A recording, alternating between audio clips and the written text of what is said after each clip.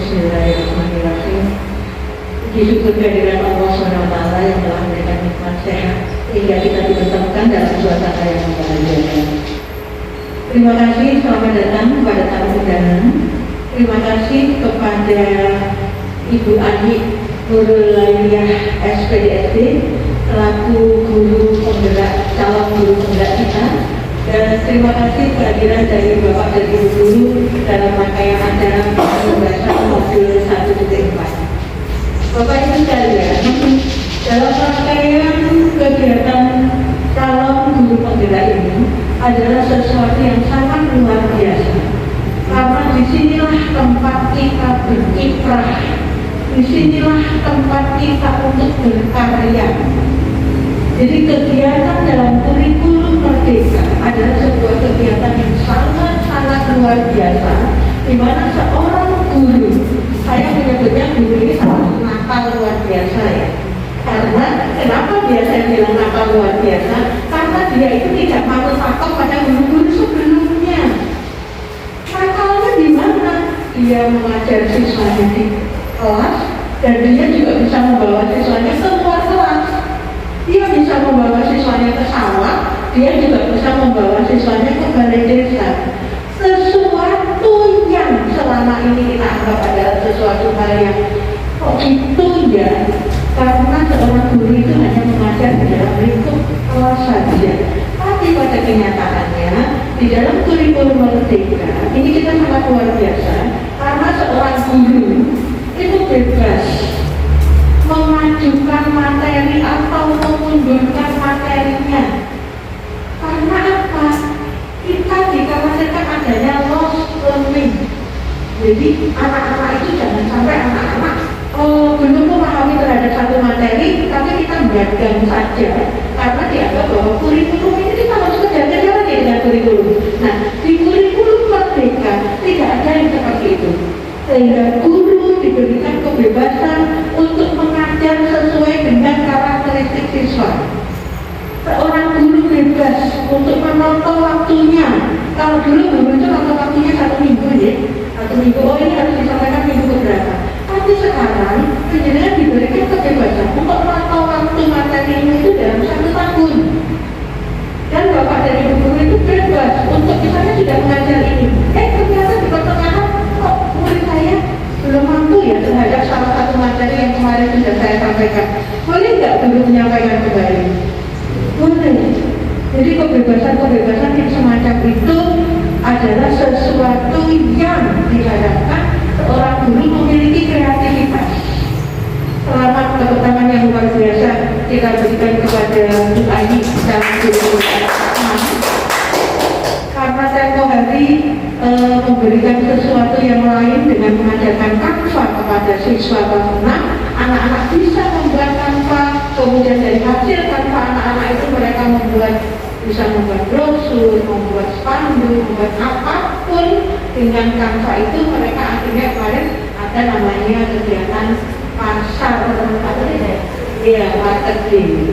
Jadi nanti ke depan saya berharap bukan hanya siswa-siswi kelas 6, tapi siswa-siswi kelas tinggi minimal kelas 4, 5, 6 juga ada marketing. Ya, kita agendakan seperti itu.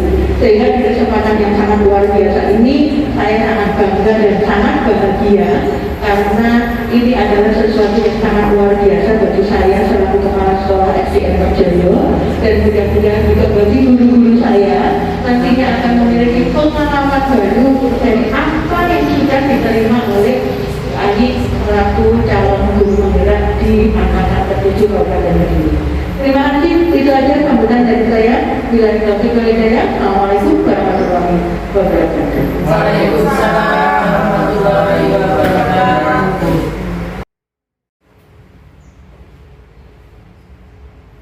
Assalamualaikum warahmatullahi wabarakatuh. Waalaikumsalam warahmatullahi wabarakatuh. Salam dan bahagia. Terima kasih kepada Ibu Kepala Sekolah yang telah memberikan juga kesempatan, dan Bapak Ibu guru semuanya dan tamu undangan yang sudah berkenan hadir pada siang hari ini dalam keadaan sehat walafiat. Bapak Ibu guru yang saya hormati, di sini saya akan melaksanakan pengibasan modul 1D4, yaitu budaya positif, merupakan salah satu modul dari pendidikan guru penggerak, yaitu sampai saat ini saya dan teman-teman CGP lainnya itu sudah menyelesaikan satu modul, di mana pada modul 1 itu terdapat 4 modul, ada modul 1.1 dan sampai 1.4, yaitu budaya positif. Disinilah kami para CGP Angkatan ke-7 mendapat tugas untuk melaksanakan pengibasan kepada rekan-rekan sejawat kami. Bapak Ibu, di sini kita semua sudah sering mengenal dengan budaya, gitu. Budaya itu apa sih Bapak Ibu? Kita di sini nanti lebih ke sharing mawon, gitu Bapak Ibu. Di sini saya bukan berarti lebih pintar atau lebih lebih pintar atau bagaimana, tapi kita di sini nanti lebih sharing mawon, gitu Bapak Ibu. Di sini budaya positif, kita sering kali mendengar kata budaya positif itu pasti sesuatu hal yang baik, ya. Kalau budaya itu kira-kira apa nggih Bapak? Iya, kebiasaan yang sering kita lakukan, sering kita laksanakan, dan itu bahkan dilakukan berulang-ulang dan secara berkesinambungan. Nah, budaya positif di sini berarti kan kebiasaan-kebiasaan yang baik, yang bagaimana bisa kita jalankan, kita laksanakan, terutama di kelas-kelas kita dan di sekolah.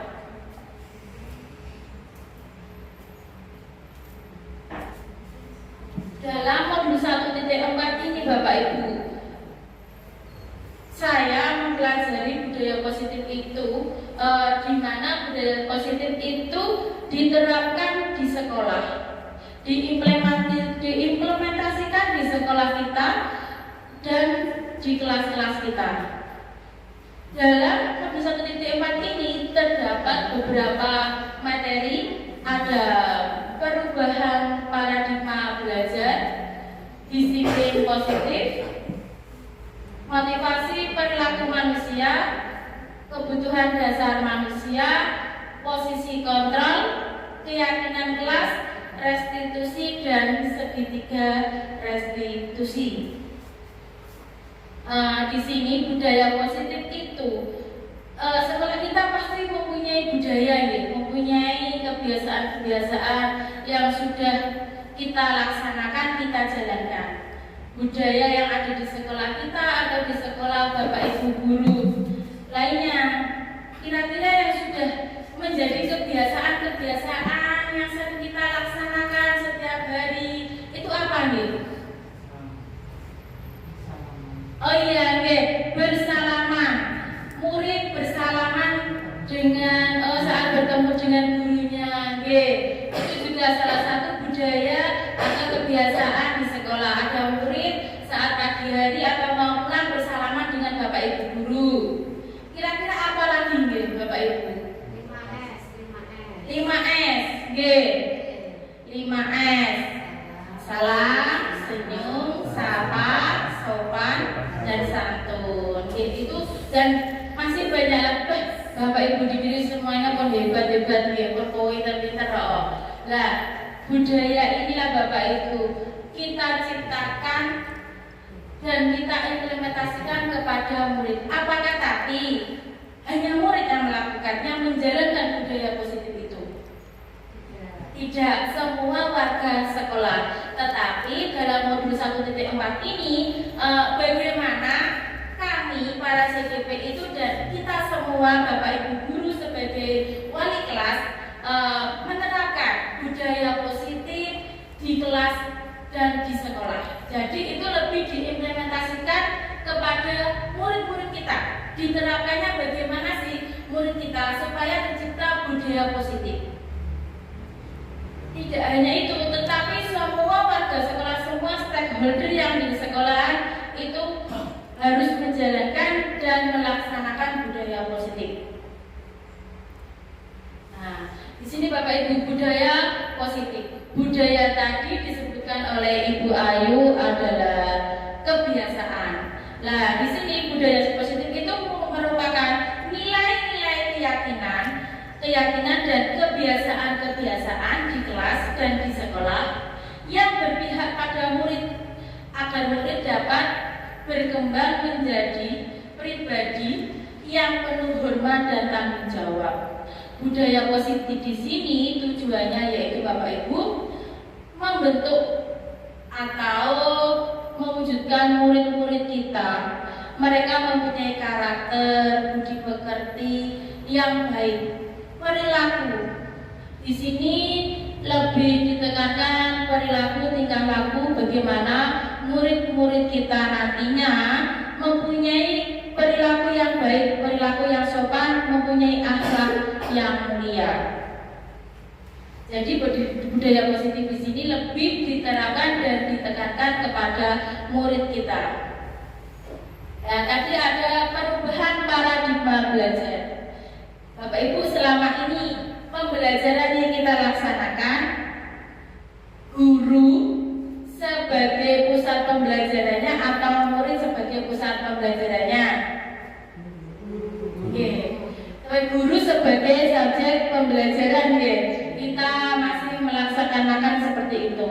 Nah, tetapi Bapak Ibu, dalam paradigma belajar ini, di mana kita seharusnya merancang pembelajaran itu sesuai dengan kebutuhan murid, dan di mana ada setiap kegiatan pembelajaran itu, setiap kegiatan pembelajaran harus itu menuju atau mengarah ke karakter yang sesuai dengan nilai-nilai profil pelajar Pancasila.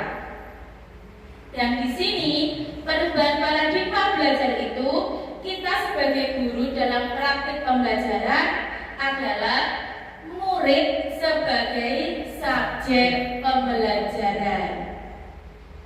Jadi itu murid lebih digerakkan, lebih aktif, lebih sering melakukan kegiatan-kegiatan dalam pembelajaran. Kalau dulu ya zaman kita waktu sekolah dulu, kita duduk, anteng, diam, tangan dilipat, mendengarkan Bapak Ibu guru kita ceramah, gitu. Nah, seperti itu. Tapi sekarang diharapkan itu tidak terjadi, karena dulu itu gini Bapak Ibu, kalau anak yang bisa duduk, diam, anteng, mendengarkan Bapak Ibu guru itu anak yang pintar, anak yang baik. Seperti itu, gitu. Nah, sekarang itu tidak Bapak Ibu. Jadi pembelajaran itu harus berpusat kepada murid. Murid yang lebih aktif. Dengan bagaimana cara membentuk murid yang aktif itu, kita adakan dengan itu anak-anak berdiskusi, berkelompok, kemudian presentasi, seperti itu. Kegiatan-kegiatan pembelajaran itu harus betul-betul murid sebagai subjeknya, sebagai pelaku. Kita sebagai guru adalah menuntut dan mendampinginya para murid kita. Perubahan paradigma belajar. Kalau dulu pembelajaran itu berorientasi pada guru atau guru yang lebih banyak yang berperan sebagai pelakunya atau sebagai subjek. Kalau sekarang subjeknya adalah murid. Murid harus lebih banyak melakukan kegiatan-kegiatan dalam setiap pembelajaran yang kita rancang. Kalau dulu hanya duduk diam mendengarkan di dalam kelas, kalau sekarang tidak Bapak Ibu, kita bisa melakukan pembelajaran, kegiatan belajar mengajar itu dimanapun saja, tidak hanya di dalam kelas. Proses pembelajaran sesuai paradigma baru yaitu pembelajaran terjadi di mana saja. Jadi kita boleh melakukan kegiatan pembelajaran, misalnya ada kegiatan ekonomi. Dalam kegiatan ekonomi kan itu ada ya jual beli. Kita bisa mengajak anak-anak kita ke pasar. Ya pasti senang Bapak dia terus niku. Anak-anak kita pasti senang gurune ke senang belanja sisa. Lah itu. Lah itu kita praktekkan, kita ajak anak-anak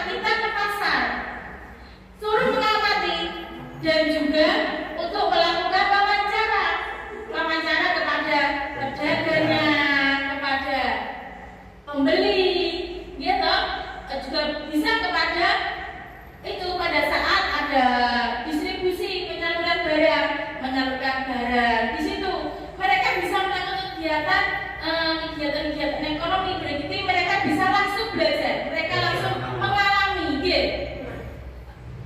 Mereka langsung bisa diajak menawar ngendikane Pak Yadi, gitu. Dibelajari tawar menawar, menyang, gitu. Nah, di situ bisa Bapak Ibu. Jadi tidak hanya kita adakan pembelajaran di dalam kelas, enggak, kita bisa mengajak kemana saja.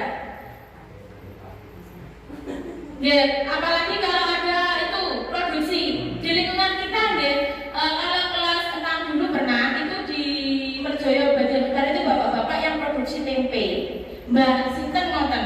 Lah produksi tempe di situ mereka melakukan wawancara kepada bapak itu, mereka melakukan wawancara dan melihat produksi tempenya itu bagaimana. Di situ mereka jadi mengalami langsung dan melihat langsung. Jadi tidak hanya terpacu, oh ikut di jero kelas saya anteng menang, enggak Bapak Ibu, pasti kalau kegiatannya seperti itu kira-kira murid kita ini bagaimana Bapak? Senang ya, gurunya juga senang ya. Nah di situ mereka akan mengalami langsung, ya. Jadi kalau seperti itu Bapak Ibu, anak-anak SD itu kan akan lebih mengenal lebih dalam dan mudah ingat itu kalau yang konkret, yang nyata. Kalau mereka itu mengalami langsung, melihat nyata, terus mengetahuinya secara langsung dan mendengar secara langsung, mereka akan lebih mudah memahaminya daripada hanya mendengarkan kita menerangkan di dalam kelas. Nah, terus tujuan menitik beratkan pada penguasaan materi pelajaran. Pada penguasaan materi pelajaran. Kalau dulu kita itu sebagai guru, sudah itu ya yang dihentikan Ibu Kepala Sekolah bahwa dalam minggu ini materi ini harus habis. Anak itu dituntut harus menyelesaikan materi yang sudah ditetapkan, atau materi ini harus selesai dalam 1 minggu ini. Nah, dalam bulan ini tema ini harus selesai seperti itu, Kalau sekarang tidak Bapak Ibu, paradigma baru ini bahwa pembelajaran yang utama itu yaitu dilaksanakan untuk menentukan atau membentuk tingkah laku karakter anak-anak atau murid kita. Yang lebih diutamakan adalah karakter utama budi pekerti. Kenapa Bapak Ibu kira-kira kok sekarang itu lebih ke karakter atau budi pekerti yang diterapkan, yang diinginkan? Harus budi pekerti yang baik atau yang baik?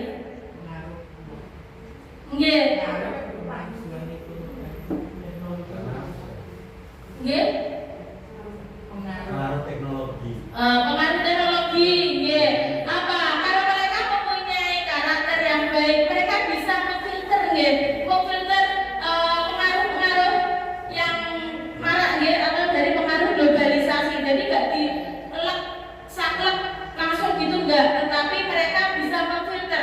Oh ini loh yang sesuai dengan karakter dan budaya Indonesia.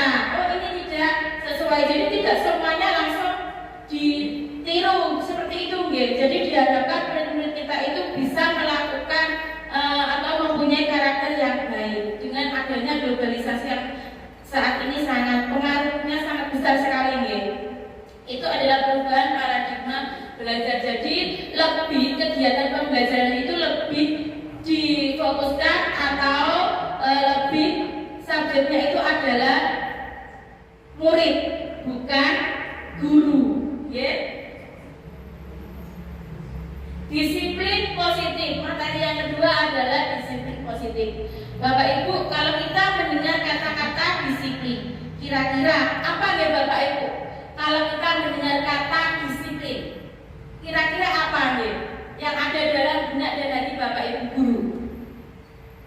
Disiplin itu.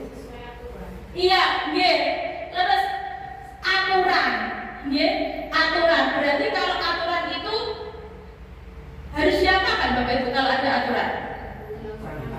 dipatuhi, dilaksanakan. Nah, di sini Bapak Ibu, disiplin positif itu merupakan salah satu cara yang kita terapkan kepada murid-murid kita untuk membentuk budaya positif.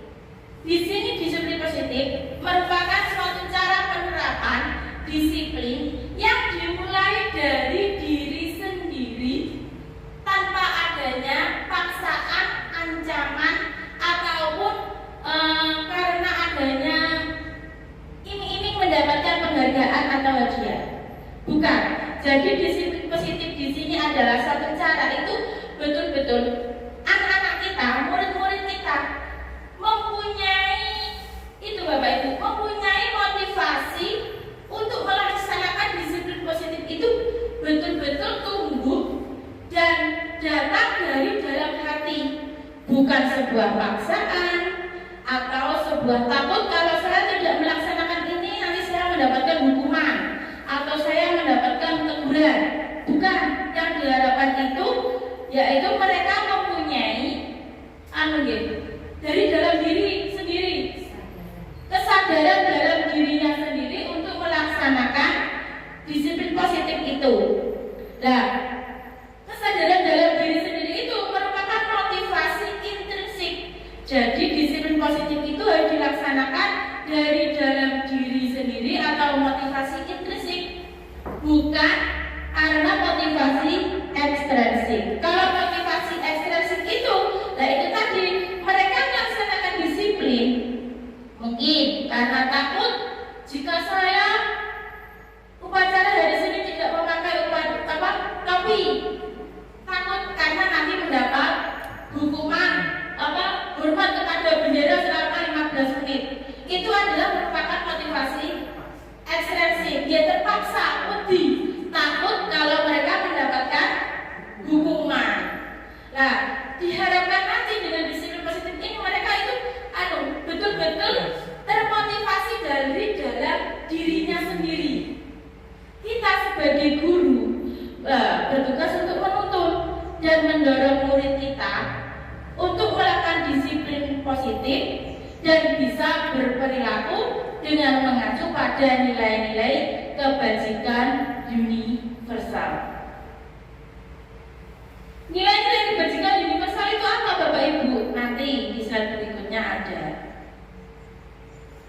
Jadi Bapak Ibu, disiplin positif di sini adalah bagaimana kita sebagai guru menerapkan disiplin yang betul-betul dimiliki oleh murid-murid kita yang muncul dari dalam dirinya, yaitu motivasi intrinsik.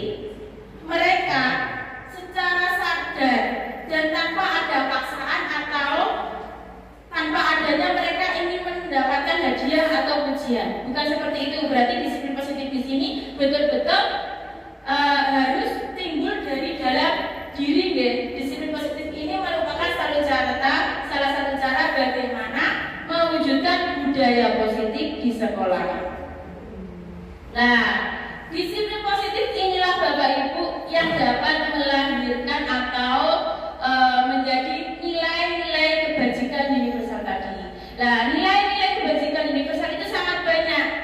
Dalam modul ini, nilai-nilai kebajikan ini dalam profil pelajar Pancasila.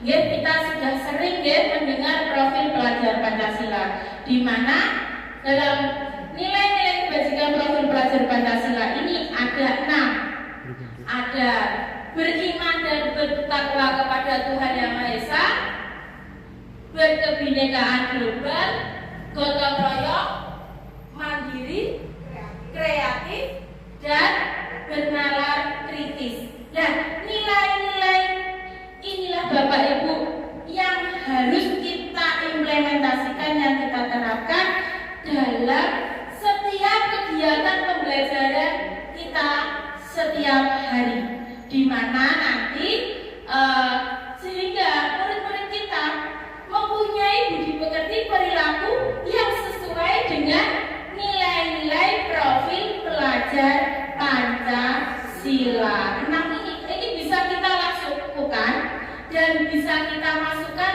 dalam setiap kegiatan pembelajaran yang kita rancang.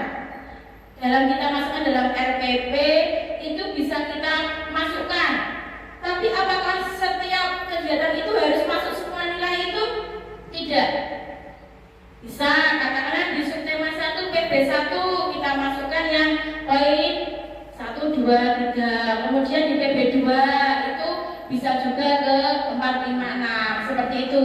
Yang utama pokoknya dalam kegiatan pembelajaran yang kita rancang itu harus mencantumkan dan menerapkan nilai-nilai kebajikan profil pelajar Pancasila ini pada murid-murid kita, yang diharapkan nanti murid kita mempunyai budi pekerti dan perilaku yang baik.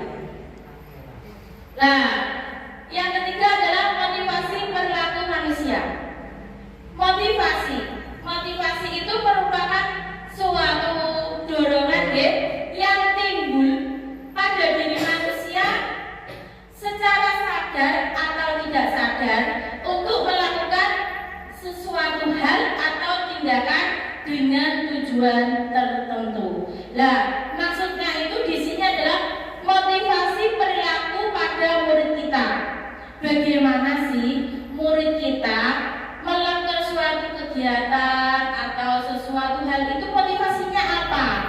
Di sini ada 3. Yang pertama yaitu menghindari hukuman dan ketidaknyamanan, di mana murid kita melakukan disiplin itu karena takut nanti mendapat hukuman. Seperti yang saya sampaikan di depan tadi, kalau murid kita tidak memakai topi saat upacara, nah itu karena dia takut mendapatkan hukuman. Nah, kalau seperti itu merupakan motivasi ekstrinsik. Yang kedua, motivasi penghargaan dari orang lain.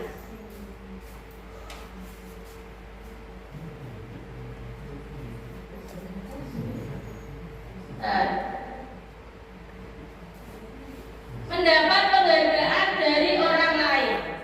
Di sini mereka, murid-murid kita melakukan segala sesuatu atau tindakan itu karena mereka ingin mendapatkan pujian, mendapatkan hadiah.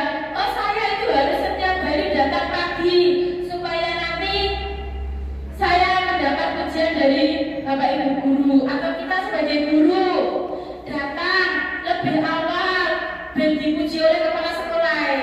Nggih ngoten Bu nggih.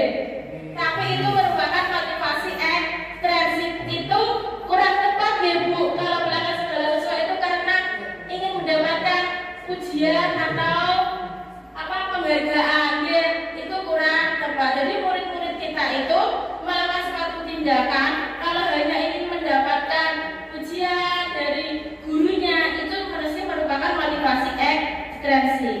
Yang ketiga adalah motivasi menghargai nilai-nilai kebajikan diri sendiri. Nah, di sini yaitu murid melakukan disiplin karena sadar. Mereka tahu akan nilai-nilai kebajikan pada dirinya dan tanggung jawab apa yang harus dilaksanakan.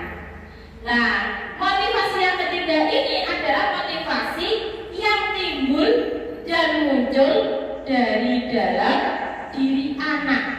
Bapak Ibu, kira-kira dari ketiga motivasi ini pada murid kita, yang paling tepat itu seharusnya yang mana nih? Yang nomor 3. Oke, yang nomor 3. Karena apa? Nomor 3 ini betul-betul perilaku itu karena kesadaran, karena kesadaran dari dalam diri anak, bukan karena paksaan takut mendapat hukuman, juga bukan karena ingin mendapatkan pujian atau penghargaan.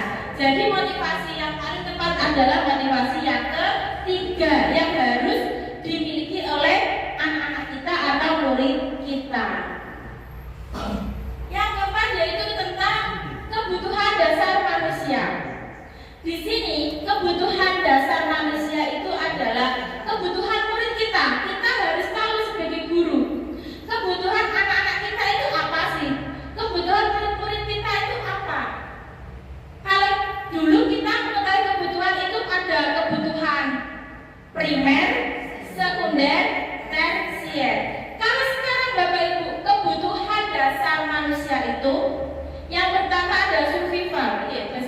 Inggris pripun? Kula mboten patek saged bahasa Inggris niki. Suhunipun Bu Evi niki bahasa Inggris. Survival. Lah, murid kita juga membutuhkan itu untuk bertahan hidup.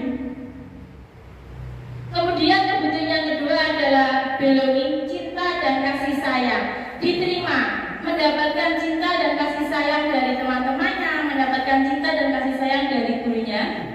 Yang ketiga adalah kebutuhan fun, kebebasan. Fun. Yang keempat kesenangan. Kalau yang ketiga kebebasan adalah freedom, gambarnya kupu-kupu Kalau kupu-kupu itu terbang, jadi murid kita juga harus diberilah suatu saat kebebasan. Kemudian yang keempat adalah yang kelima power, kekuasaan. Kekuasaan di sini bukan menguasai kelasnya bukan, tapi bagaimana mereka menguasai tentang materi atau pelajaran. Nah, kebutuhan dasar yang bertahan hidup. Kita di Bapak Ibu seringkali seandainya pada kalau pas ini kan istirahatnya jam 9:30 Kalau kelas rendah jam 9. Biasanya kita sebagai guru saat memberi tugas kepada murid-murid kita bahwa itu yang belum selesai tidak boleh istirahat. Dia membuat. Nah, padahal itu terkadang sudah menunjukkan jam 9:10 Nah, pasti kalau sudah jam 9:10 pasti murid-murid kita sudah sudah istirahat Pak, seperti itu Nah, karena apa? Mereka berusaha memenuhi kebutuhan dasarnya, yaitu kebutuhan bertahan hidup. Nah, kenapa bisa dikatakan bertahan hidup? Karena mungkin karena dia tidak sarapan dari rumah, dia sekolah langsung dalam soal, materi pelajaran, terus karena diskusi, terus mengerjakan soal, akhirnya mereka kan lapar. Nah, mereka butuh makan untuk bertahan hidup. Jadi harus 9:10 mereka belum istirahat, pasti karena pikirannya pasti sudah tidak konsentrasi, tapi pasti langsung sudah ke kantin. Setelah pengen tumbas pentol, pendan semi.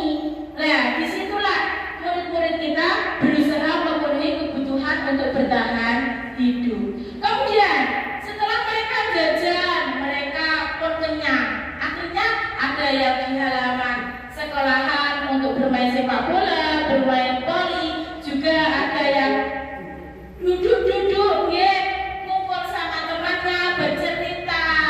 Nah, itu adalah mereka berusaha memenuhi kesenangan Bapak Ibu. Ada yang mereka senang sepak bola, nah anaknya pendiam, dia hanya bisa duduk di pinggir teras sambil melihat-lihat temannya. Itu mereka berusaha memenuhi kebutuhan yaitu kesenangan. Kemudian dia terkadang mencari perhatian kepada kita, ada anak yang pokoknya mencari perhatian kita. Bagaimana supaya kita itu memperhatikan dia? Karena mereka butuh kasih sayang dari kita, butuh cinta dari kita.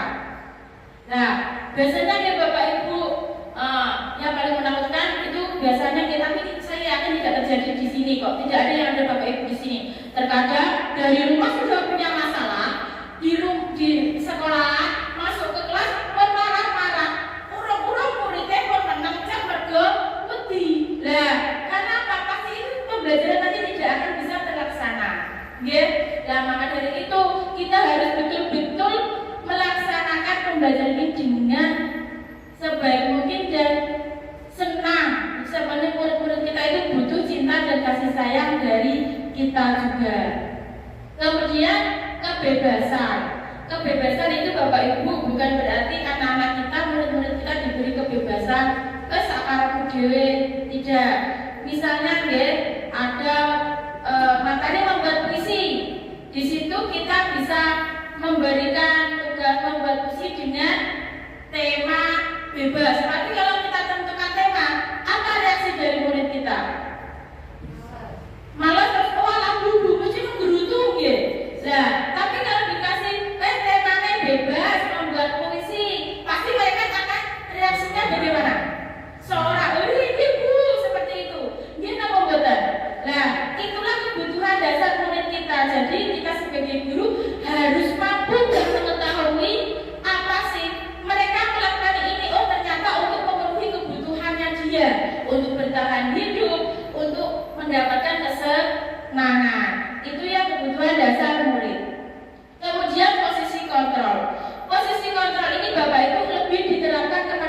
sebagai guru, bagaimana kita menghadapi atau menyelesaikan apabila murid kita ada yang tidak menjalankan budaya-budaya positif yang ada di kelas atau di sekolah. Ada pemukul, pembuat orang merasa bersalah, teman, pemantau, dan manajer. Bapak dan Ibu guru, kira-kira kita itu lebih sering ke posisi mana? Penghukum, pembuat orang merasa bersalah, teman, pemantau, atau manajer? Ke penghukum. Di mana Bapak Ibu? Kalau penghukum itu di mana kalau anak ada yang tidak melaksanakan peraturan atau disiplin tadi, mereka akan mendapatkan hukuman secara fisik. Pokoknya tidak gara PR, anak disuruh lari-lari keliling lapangan atau halaman. Nah, atau biasanya kalau anak melanggar ini tuh disuruh bersihin WC atau membersihkan kamar mandi. Itu adalah posisi penghukum yang lebih bersifat memberikan hukuman fisik kepada anak. Kalau membuat orang merasa bersalah, nah di sini itu guru akan lebih halus ngomongnya, tapi akan membuat anak, oh iya, kita ternyata gara-gara aku sih seperti itu loh. Mereka anak-anak akan minder, gara-gara aku seperti ini, mana teman-temanku juga terdampak semuanya. Lah, itu Bapak Ibu. Yang ketiga adalah teman. Di sini guru, yaitu posisinya ini tidak akan menyakiti murid, namun akan tetap berupaya mengontrol dengan mengajak, dengan ajakan, ayolah, kalau kamu nanti tetap aja rame, nanti yang dapat teguran itu adalah bu guru loh, ditegur oleh ibu kepala sekolah. Tolonglah, jangan ramai terus. Nah, kita ajak bagaimana mereka itu bisa menaati keyakinan-keyakinan atau disiplin yang ada. Yang keempat adalah monitor atau pemantau. Monitor atau pemantau di sini adalah guru selalu mengawasi apa yang dilakukan oleh murid. Yang kelima adalah manajer. Nah, manajer inilah di mana apabila ada anak yang melakukan atau tidak sesuai dengan budaya positifnya atau keyakinan kelasnya atau keyakinan sekolahnya, itu guru ngobrol-ngobrol ngomong sama muridnya yang tidak sesuai dengan disiplin tadi. Mereka gurunya mengajak murid untuk mencari solusinya dan bagaimana sih kamu melakukan ini, kamu kira-kira kalau kamu melakukan kesalahan ini apa yang akan kamu lakukan. Nah, kita ngomongnya itu dari hati ke hati, seperti yang pernah disampaikan oleh ibu kepala sekolah, bahwa kita melayani murid kita itu harus dengan sepenuh hati, ya Bu, laras Bu di sini. Kita harus ngomongnya dari hati ke hati pada murid-murid kita. Nah, di sini itu murid kita akan mencari solusinya sendiri, menentukan, kemudian kita mengarahkan. Dan supaya apa? Mereka itu mau dan jujur akan kesalahannya. Jadi tidak takut pada kita. Kalau kita marahi pasti anak akan diam. Kalau nggak gitu, kalau anaknya penakut pasti langsung nangis ya Bapak Ibu. Nah, di sini nanti guru itu diharapkan bisa menjadi pada posisi manajer untuk menyelesaikan masalahnya. Yang di sini adalah keyakinan kelas. Di sini keyakinan kelas itu bertujuan untuk salah satu cara untuk membentuk budaya positif yang ada di sekolah. Nah, di sini disiplin positif keyakinan kelas itu merupakan salah satu disiplin positif yang bisa kita terapkan dalam membangun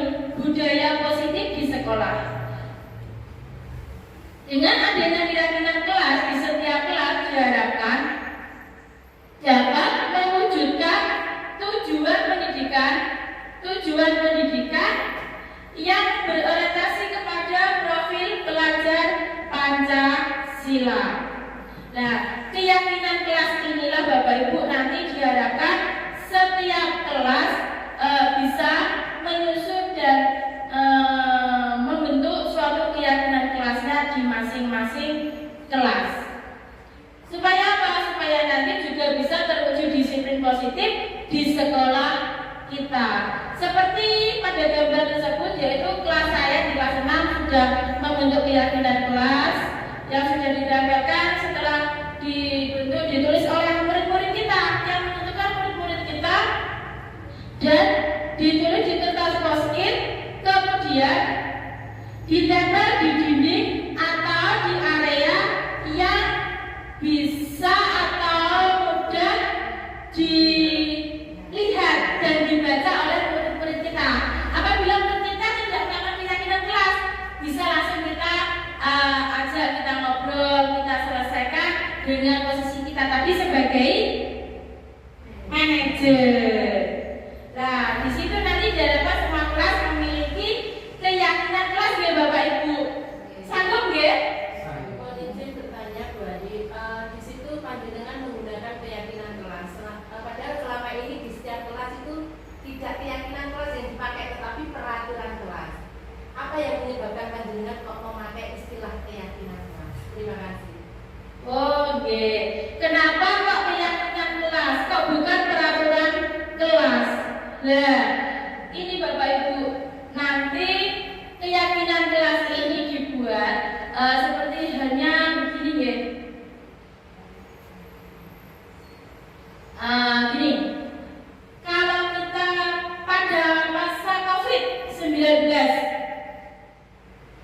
awal tahun 2020 dan sampai akhir 2021 tahun 2022, COVID itu menjadi melanda atau masalah dunia termasuk negara kita. Pemerintah melakukan peraturan atau protokol kesehatan bahwa kita harus memakai masker dan selalu cuci tangan setiap saat dan dimanapun saja. Kira-kira kenapa kok kita melakukan itu, memakai masker, melakukan cuci tangan dimanapun? Untuk apa? Pemerintah melakukan peraturan atau protokol kesehatan itu. Kira-kira untuk apa? Kenapa kok kita juga melakukan atau menaati memakai masker, cuci tangan, jaga jarak seperti itu? Kira-kira untuk apa? Keamanan kesehatan. Untuk kesehatan, untuk keamanan atau keselamatan. Supaya tidak tertular COVID. Yang perlu kita garis bawahi adalah kesehatan dan keselamatan kita. Berarti kita memakai masker atau selalu mencuci tangan itu karena kita ingin selamat dan ingin sehat. Ya, kesehatan dan keselamatan inilah yang kita sebut keyakinan. Karena apa? Ini saya yakin akan kesehatan dan keselamatan saya. Makanya itu kan kalau keyakinan aku kudu sehat, aku kudu selamat karena aku tidak mau tertular atau terpapar COVID. Kalau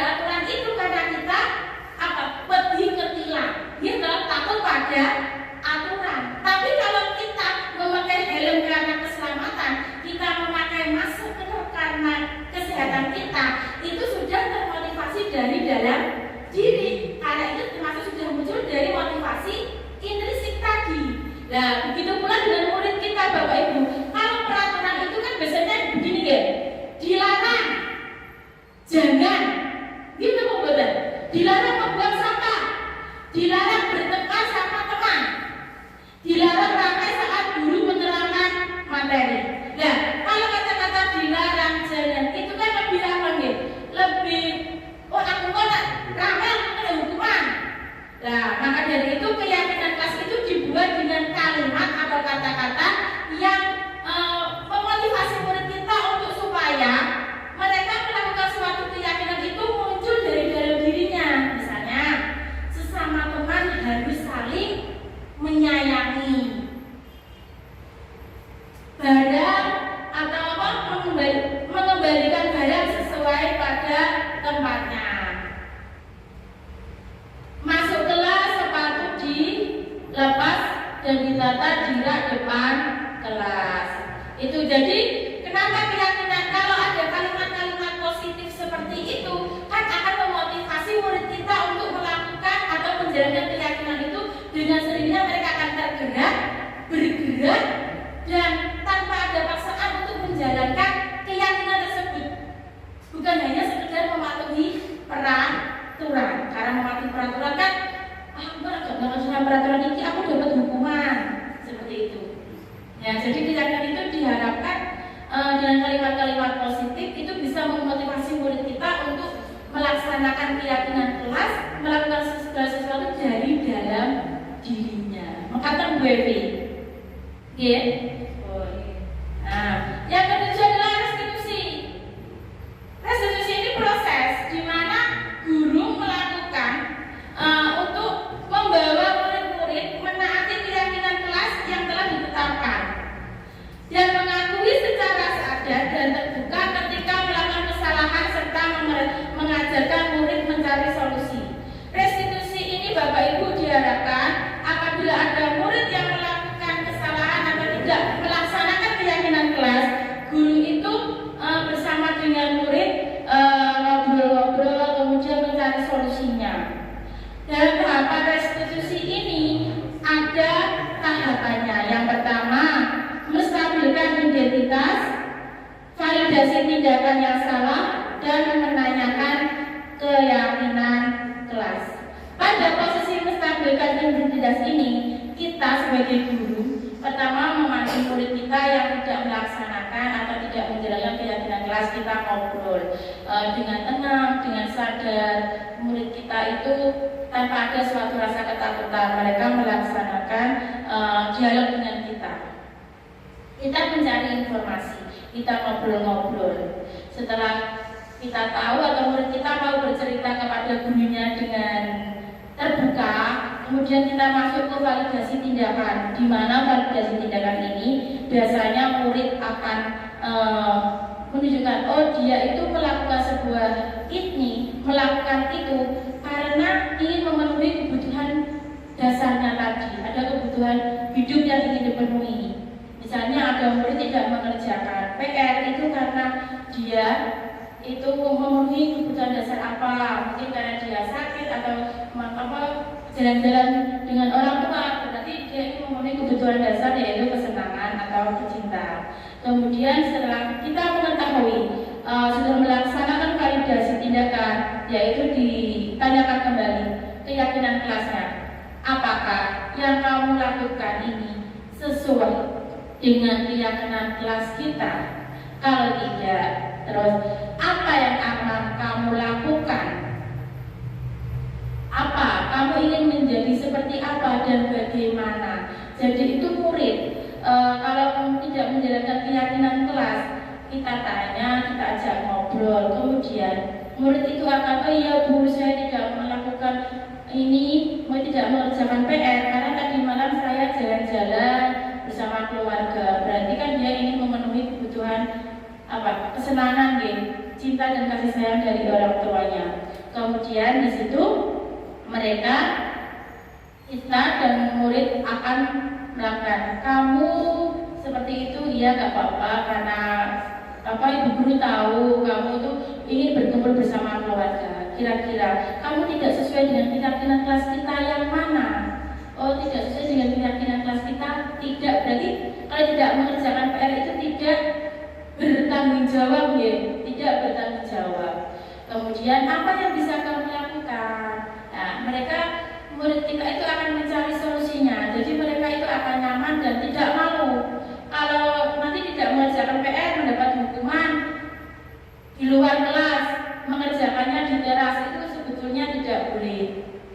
Seperti itu karena mereka akan malu. Ya, jadi di sini pada segitiga restitusi itu ada kegiatannya yaitu menstabilkan identitas, validasi tindakan yang salah, dan menanyakan kembali keyakinan kelas. Nah, di sini ada Bapak Ibu praktek segitiga restitusinya. Oh enggak bisa ya.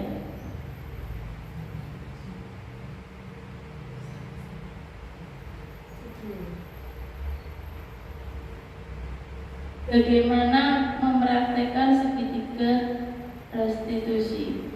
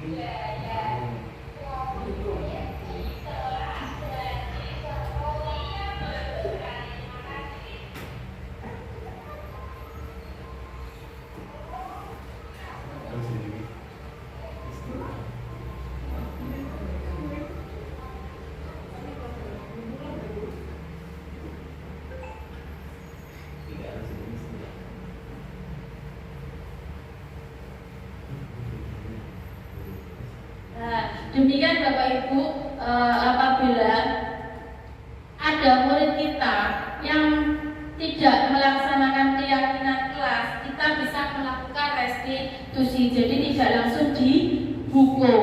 Jadi murid-murid kita akan bisa dengan tenang atau pede mengakui kesalahannya, atau dia tidak melaksanakan atau tidak menjalankan keyakinan kelas itu, sehingga tidak menjadi dendam atau marah, dan juga merasa tidak tersakiti atau dipermalukan atau malu. Biasanya kan kalau murid kita melakukan kesalahan atau tidak taat pada tidak masalah keyakinan kelas itu akan dilihat dengan hukuman itu mereka menjadi malu. Demikian Bapak Ibu materi budaya positif yang ada di sekolah kita. Jadi untuk membentuk budaya positif di sekolah kita itu bisa dilakukan melalui disiplin positif, restitusi, melaksanakan keyakinan kelas, dan perubahan paradigma belajar, serta bagaimana kita memposisikan diri sebagai guru saat menghadapi murid kita yang tidak sesuai dengan keyakinan-keyakinan yang ada di kelas dan di sekolah. Jadi budaya positif ini perlu dibangun dan dibentuk untuk mewujudkan murid-murid yang mempunyai tingkah laku, perilaku, budi pekerti, dan karakter yang baik. Demikian Bapak Ibu yang saya sampaikan. Terima Bu. Oh, ternyata tadi Bu Evi sudah bertanya Bu, mengapa tadi keyakinan kelas kok tidak peraturan kelas? Ya, tadi Bu Evi sudah bertanya. Demikian Bapak Ibu, saya rasa sudah cukup. Mohon maaf karena sudah panjang dan lebar, dan terima kasih atas kesediaan dan kerelaan Bapak Ibu untuk menghadiri pengimbasan yang saya lakukan. Semoga ini bermanfaat bagi kita semuanya dan bisa kita terapkan, kita wujudkan di sekolah-sekolah tercinta kita demi untuk anak-anak didik, untuk murid-murid kita. Terima kasih. Wassalamualaikum warahmatullahi wabarakatuh.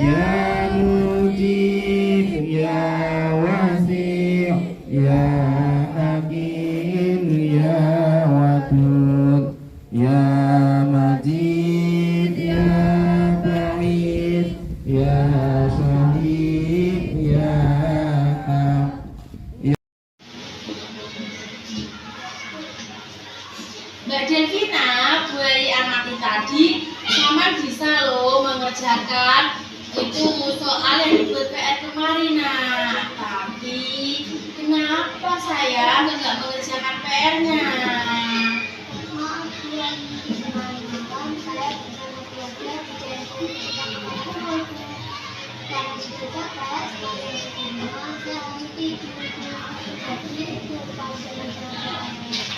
Pasti jalan-jalan bersama keluarga itu menyenangkan ya Mbak? Iya betul sekali, karena dari banyak sekali hiburan yang sederhana yang membuat anak bermain. Iya, Mbak Delvina, Buayi tahu. Berkumpul bersama keluarga dan jalan-jalan itu hal yang bahagia, membahagiakan dan menyenangkan. Tapi, apakah yang Mbak Delvina lakukan itu sudah sesuai dengan keyakinan kelas kita? Tidak sesuai. Kira-kira Mbak Delvina tidak melaksanakan keyakinan kelas kita yang mana ya? Saya tidak pernah mencoba berikan Bagus sekali Mbak Delvina mengetahuinya bahwa tidak mengerjakan, tidak melaksanakan tugas yang diberikan oleh guru. Kira-kira bagaimana cara Mbak Delvina untuk memperbaiki kesalahannya? bagaimana kalau saya tidak lagi karena sepertinya nanti kemarinnya. Bagus sekali itu idenya. Berjanji itu juga sangat bagus, tetapi harus dilaksanakan dengan sungguh-sungguh. Jadi Mbak Delvina nanti mau membantu mengajari Mas Nadif ya untuk menjelaskan atau mengajari Mas Nadif materi bilangan bulan. Oke, bagus sekali. Kira-kira kapan akan dilaksanakannya nak? Setelah sekolah dulu. Wah, iya, bagus sekali. Berarti yang Mbak Delvina lakukan ini sudah sesuai dengan keyakinan kelas kita kan? Iya, dari kelas yang mana nak berarti? Iya, tingkatkan lebih bertanggung jawab pada tugasnya untuk menciptakan budaya positif di kelas dan di sekolah. Terima kasih.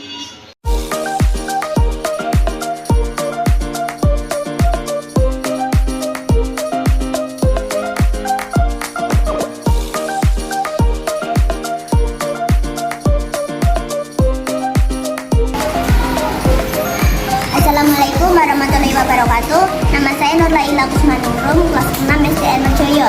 Di sini saya akan memberikan testimoni tentang penerapan keyakinan kelas.